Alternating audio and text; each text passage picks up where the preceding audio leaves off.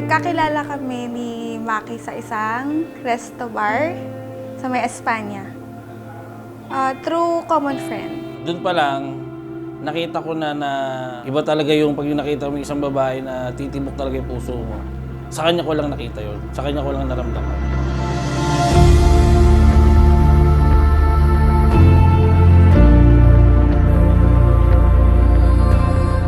That time, wala akong boyfriend. So, pinakilala siya ng common friend namin. So, sabi niya, may papakilala ako sa'yo. Nung una, hindi ko siya gusto. Hindi ko talaga siya gusto. Hanggang sa nag-effort siya, mga 3-4 months.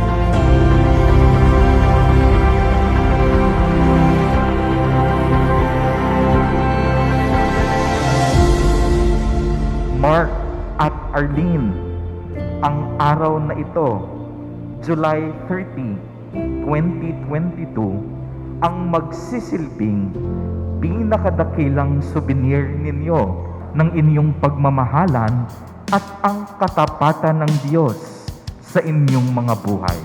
Halos 3 bilyong tibok di na binilang. Bigla na lang silang nagkulang.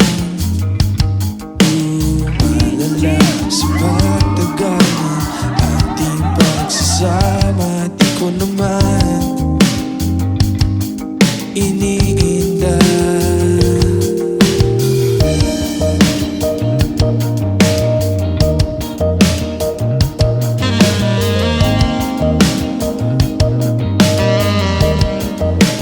Para saan pa ang mahabang buhay kung hindi ikaw ang First impression ko kay Arlene, mahinang babae. Pagka nagkaroon ng problema, susuko agad siya. Nakita ko kasi si Maki, kala ko siya yung bad boy na hindi na magseseryoso sa mga babae. By the time goes by, years, months, siya pala yung lalaking magseseryoso sa akin. sa wakas. Nandito ka na. Natakot ba ako nung simula?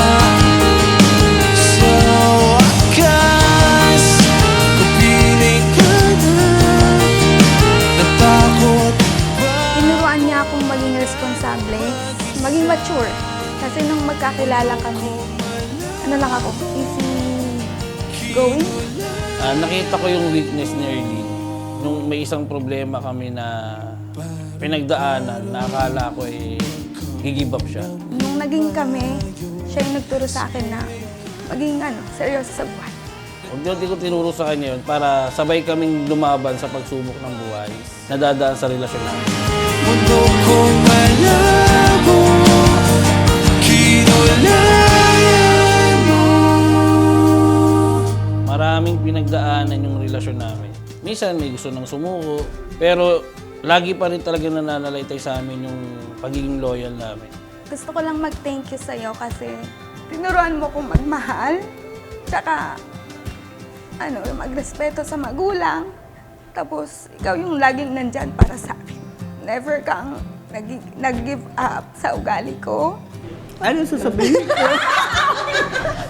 Hello, congrats anak. Pakabait ka sa asawa mo, ha?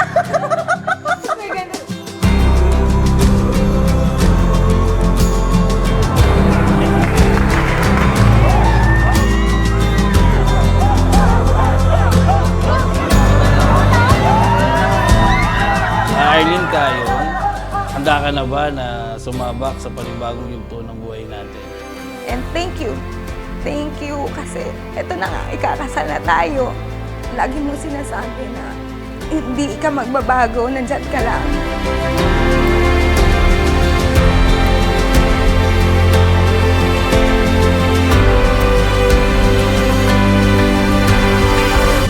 Ngayon, ikakasal na tayo.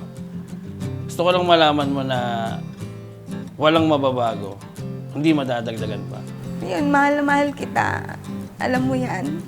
Ikaw lang. Kung ano yung nakikita mo sa aking sipag, kung ano yung nakita mo sa aking pagiging makulit, at kung ano yung nakita mo sa aking pagiging malambing, pasihigitan ko pa yun. para hindi ka magsawang mahalin ako habang buhay. Anong pagsubok man darating, tayo pa rin.